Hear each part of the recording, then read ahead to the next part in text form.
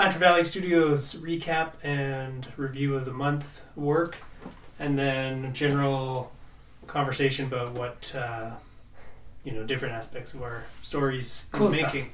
Cool stuff. It's September 2020. I guess this is kind of broken down into 3 things by the look of it. One is the blog.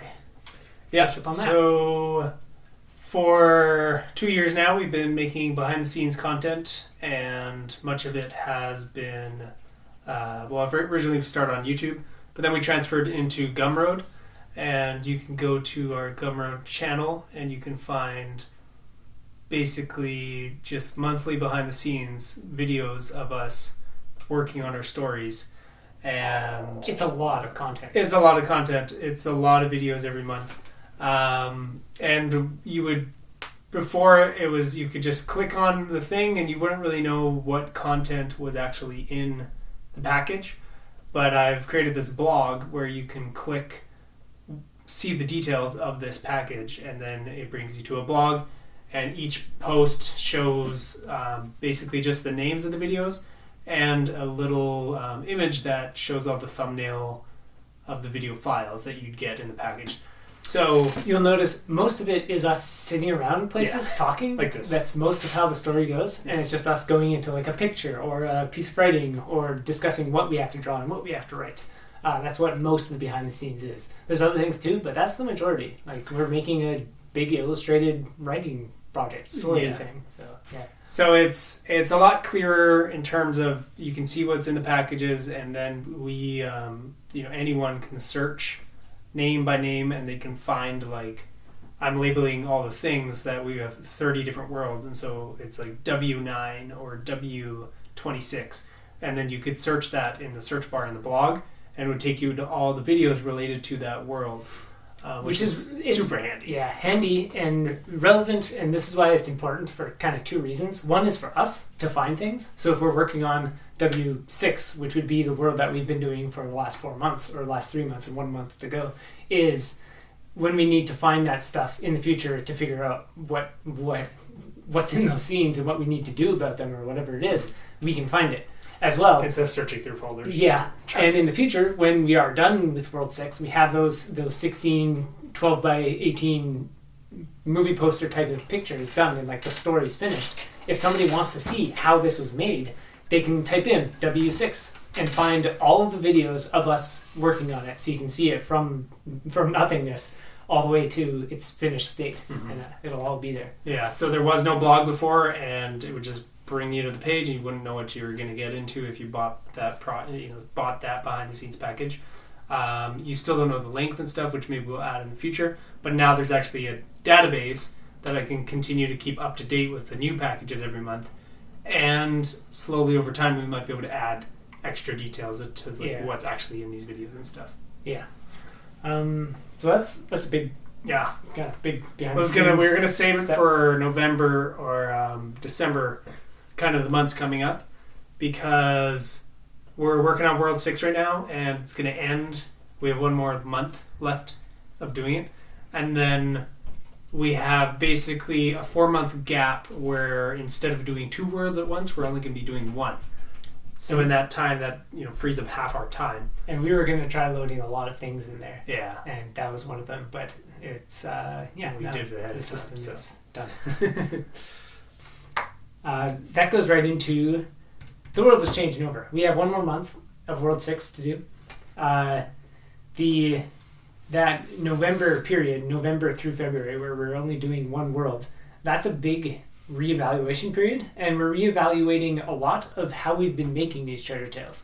So to go back through all 5 that we've done this year, 4, and then the one that'll be like half done then, and figure out what worked, what didn't, what the processes were that were a lot longer than, or that needed to be done earlier, or didn't have to be done at all, anything like that. Basically, we have 4 months per world, right? And we do 4 months. And then after 2 months, we have the second world, and then we have 4 months of that one, and then we have the next world, and so it has a kind of thing. And a good thing for we've done 5 worlds now, or 4. Yeah, we're on our 5th. We're on our 5th. Yeah. So once we have this many done, which is not many, because it takes 4 months to do one. We can go back and we can look and be like, what should be done by the end of the first month, or what should we do all of the second month? What are the proper things? That it's like, third month is just draw. What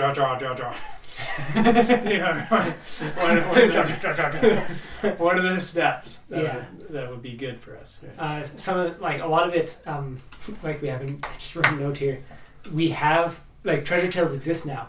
There are actually time capsules of content specifically for making treasure tales that exist because we made them this year, and that didn't exist before this year. So we didn't really know what worked and what didn't. But at this point, now we can go back and look at the stuff that exists that's done now, and just a simple thing that we were talking about the other day is the third week or third month of the 4 months is probably the concept span month for him while I'm writing this other stuff, so we can bounce all the different ideas back and forth for that whole month, instead of me trying to write this thing and come up with all this stuff and him randomly try and draw pieces of what's been written and what's done. And it's just we're kind of out of sync that way. Yeah. But if we're both third month, spam. You do this, he's doing that. And then the fourth month is when we both start doing the finished stuff with all the spam already in place, so we can just use that. We don't have to come up with any more and whatever else it is.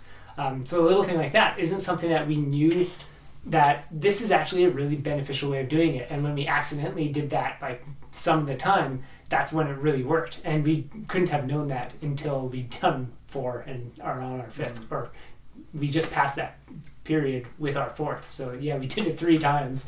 It's still not much. It takes so long to do a treasure tale. I was even thinking, as you started to say all that, just the newness of even developing a story and doing any of this for me was this is the first year I've ever tried any of that kind of stuff, Yeah.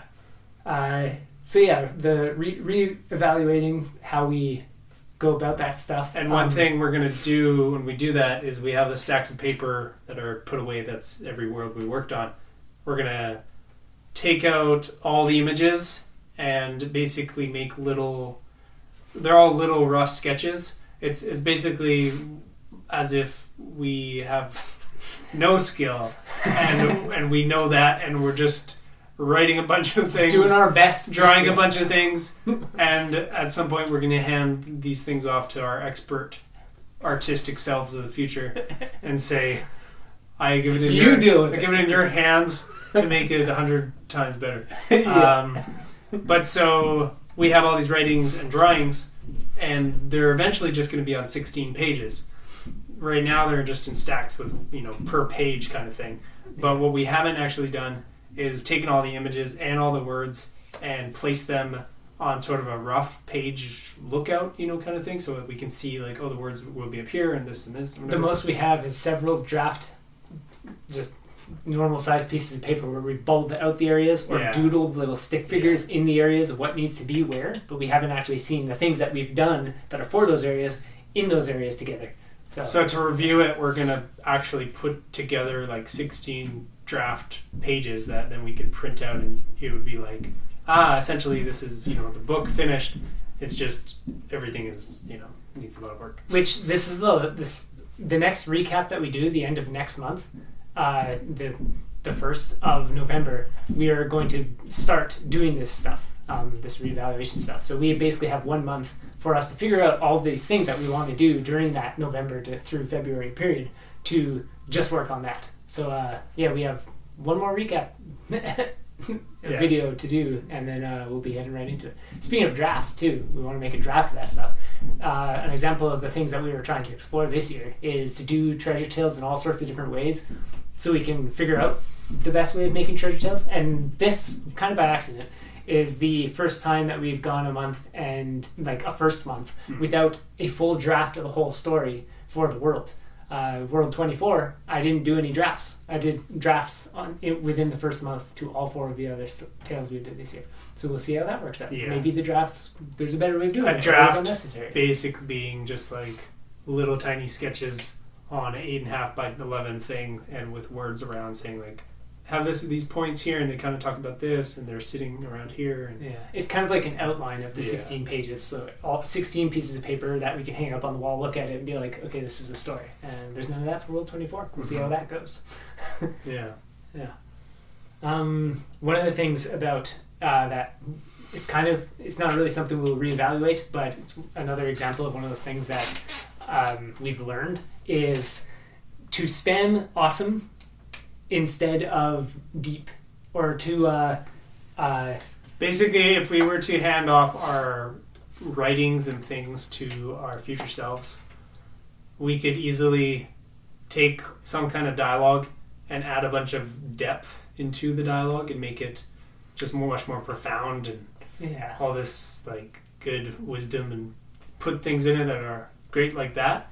But it'll be probably just as hard then as it will be now to come up with cool like imagery or the ideas that we can just that it's like you can it's easier to come up with a story if we have a bunch of stuff to work with. Yeah. So and it's like there's two kinds of awesome, and one is that contemplative deep stuff that like really is what makes the story really thick and rich and like worth reading, and then the other is just the spectacle of like the cool factor of, yeah, this is awesome, whatever it is. And it's so much easier for us to bring in the contemplative stuff and make the story more wholesome, more like really fun to read than it is to like somehow weave in some epic event that happens into something that's already deep. And it's like, so to work with it very deliberately from that one angle, because our future selves are also going to be smarter and better at it, and they'll be able to look at this pile of cool ideas we have that are just for spectacle. It's like, these are cool things about the world that are like, and cool things that happen, and just to weave them together and then weave in the really fun stuff, like the deep contemplative stuff that gets us thinking or whatever, that it's going to be easier to go from that angle. And so far we've kind of gone almost 50-50, but often from the other angle, and it's the difficult part afterwards is like, how do we make this scene cooler in terms of just it's exciting to read, instead of cooler in terms of I can read it and I feel like I've just learned something really cool. It's so much easier to go from that other angle. So to leave our future selves with, you figure out how to make this an interesting story. We're going to make sure it's a very spectacular story. And then, to go from that angle. So that's one of the things to change about the way we were going about tales, kind of. Yeah. Which is, again, just we had to make a few tales before. It's like, so far it's been really easy to weave in some sweet quote than it is to weave in some sweet action scene. Yeah.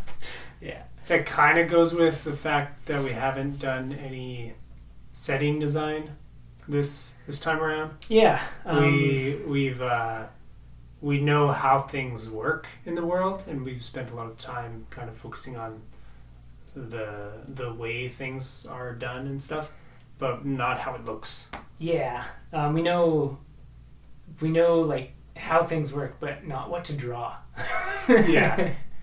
So he's almost finished the writing to World 6, and then coming the start of this month, we're going to be, we'll write, when this video's out, we're going to be doing drawings of all the pages, and we'll have to come up with that stuff.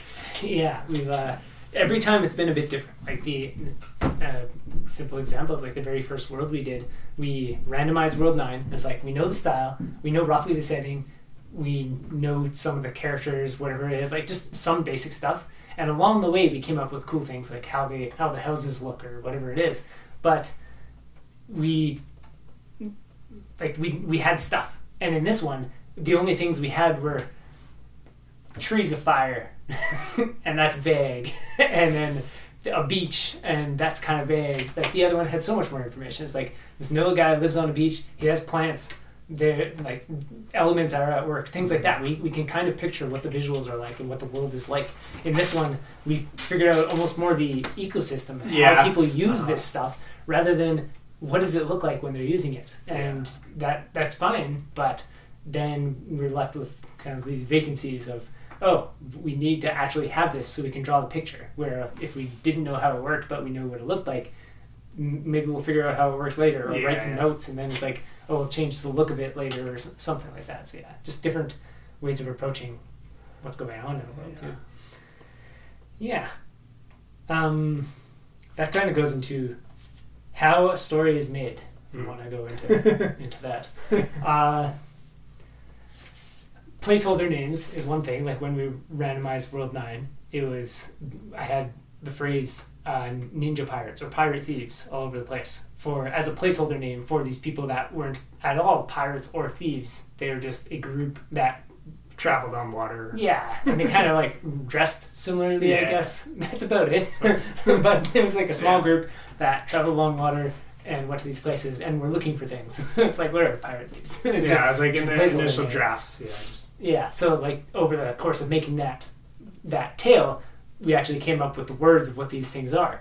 And then for this world, in the same way, there were like, I can't remember what the actual words were. It was different on all these drafts, but I was just coming up with like adventurers or something else, different phrases for these people. And then eventually that phrase turns into, okay, what are they doing with the trees? Like, what are they actually doing? And then it's like, oh, this word. And then they're called tamers now and all that type of stuff. And then throughout the story, most of the characters are also kind of placeholders in a way. Like any side character, even the Guardians, are kind of placeholders until they're fleshed out a bit. There were the two side characters, Amni and Sinead, are tamers that are on Asin's team. He's one of the Guardians. And then there's this other Guardian that I didn't know how to get to explain anything that's going on in his story. He had nobody, there were no side characters involved in his pages. He was just going around from place to place, thinking about things, talking to people. Yeah. And through his tale, you're supposed to find out a lot of information. And not so much like how the world works or anything, but what is this guy thinking? Because he's the one who's trying to put a lot of things in motion. So he's seeing how all these things relate to each other. But it was either just going to be him sitting there thinking about it all while he's going from place to place, or descriptions of him going to place and what he's thinking about, something like that. And it's just, you don't get to see the coolness. Talking to the random side people who are just in the story once for him to talk to. So the evolution of like side characters is with Amni and Sinead, I also wanted them to be separated from Asund for a while. So I was like, all right, how do I make the reason that they want to be separated also the same reason that they meet up with Genma, also the same reason that all this stuff has to go into motion. So these side characters who are just placeholders, so like, all right, there's a couple teammates for one of the Guardians because he's on a team, so we just need names for some people on his teams. They're just like random names I found that had like some meaning behind them. I was like, cool, that's kind of fitting. And then over time they got personality, the whole story started to develop, and it was like, all right, cool, these characters, now they can split and go in these different directions. And now Genma's story has things to refer to because he has a history with these other characters that he's going to meet up with again and all this other stuff. And now there's something, the context of the world of, okay, there's equipment that the tamers use. This is how the trees work with society. These are all, etc. Like it all slowly develops. And then that character who's alone now has things to bounce off of and build the tale. It's just like really basic world building stuff, but it's cool. Almost like what do you call it? Like snap moment decisions and really quick because it has to happen in pretty much a month so we can start doing things. So it's like, all right, this needs to be here.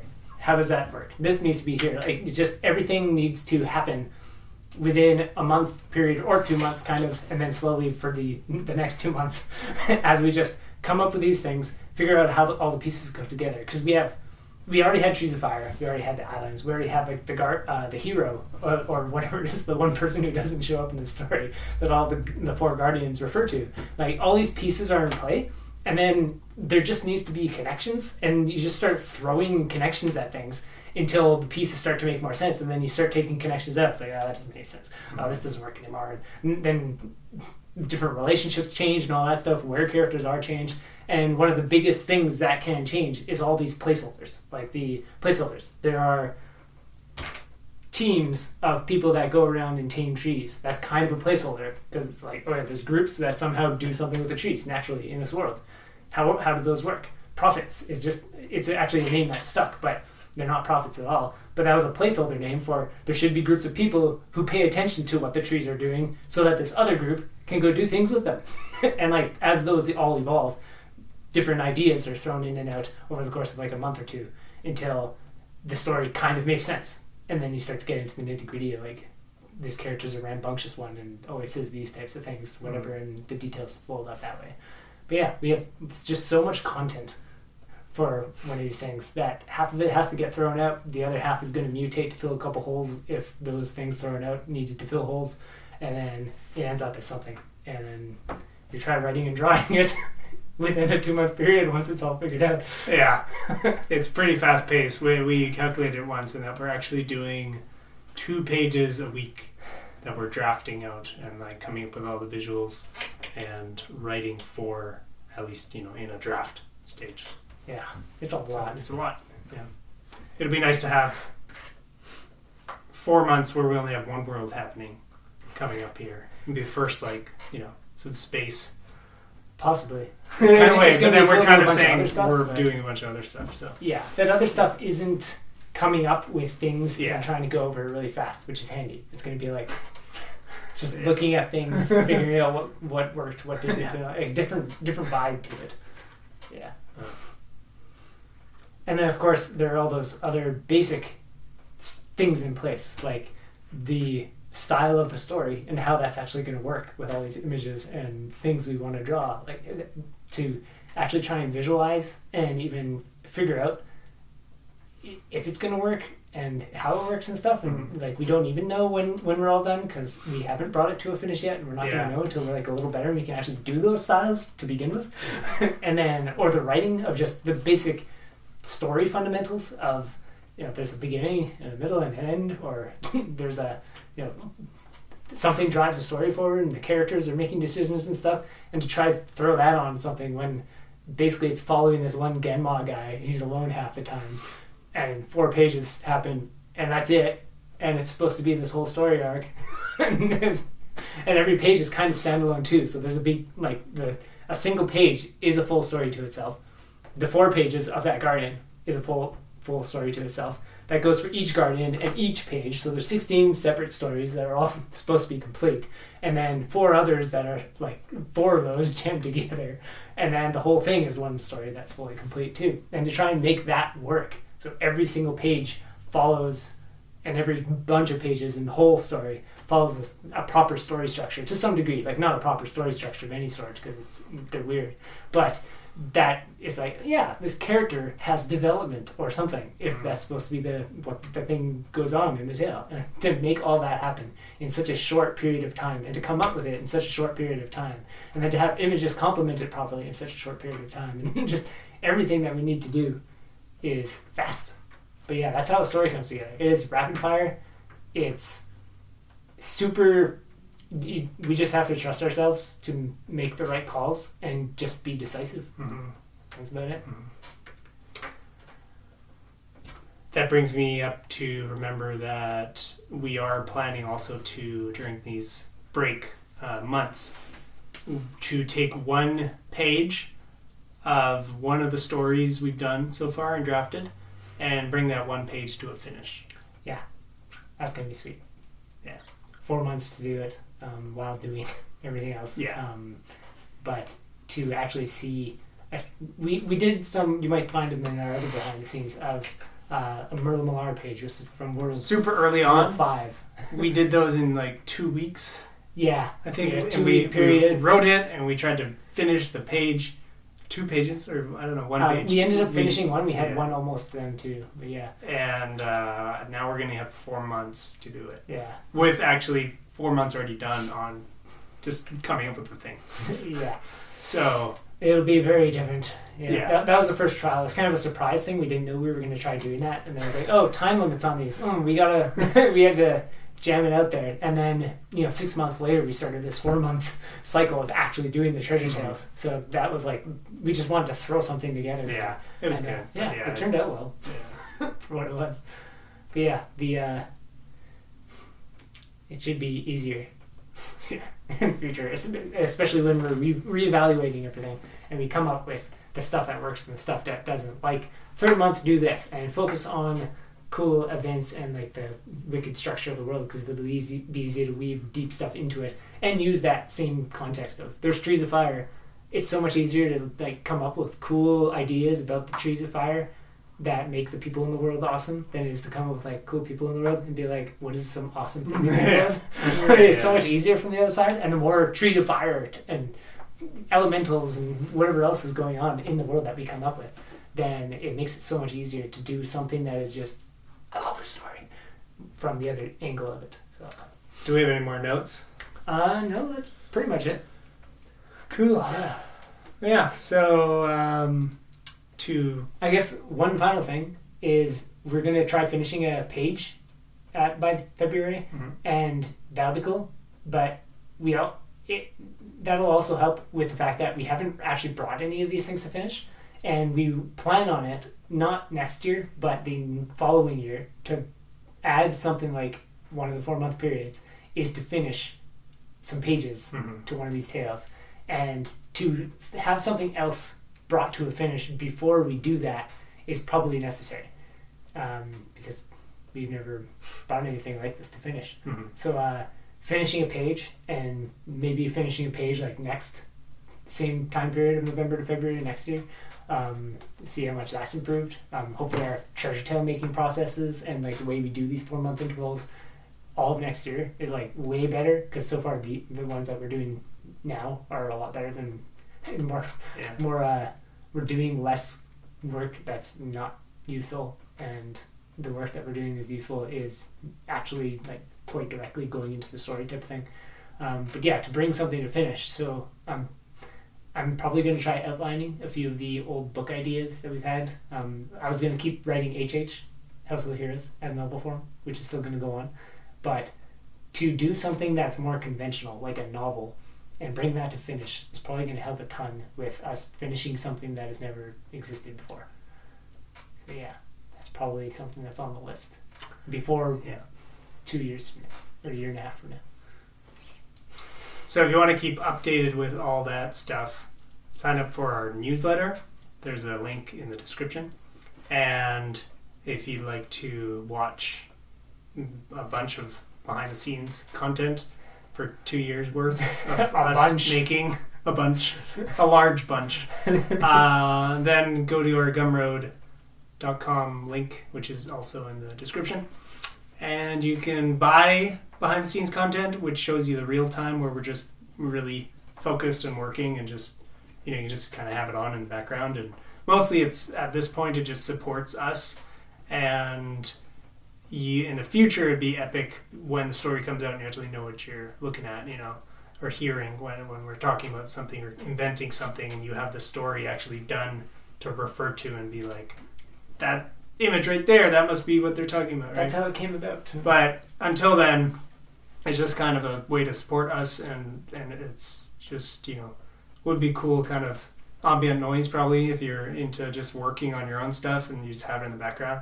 And aside from that, we do have a bunch of free content on there that we're not going to be posting any more free content on there. We're going to start just posting all the free stuff on YouTube. But so you don't have to do some work around and go there to get free stuff to post it on YouTube. But there's a bunch of old free stuff there that you can find too. So, which is a little more like this, where we actually talk to the camera and share our insights and stuff. So that's all for Lantern Valley Studios today, and we'll see you in this month for more stuff.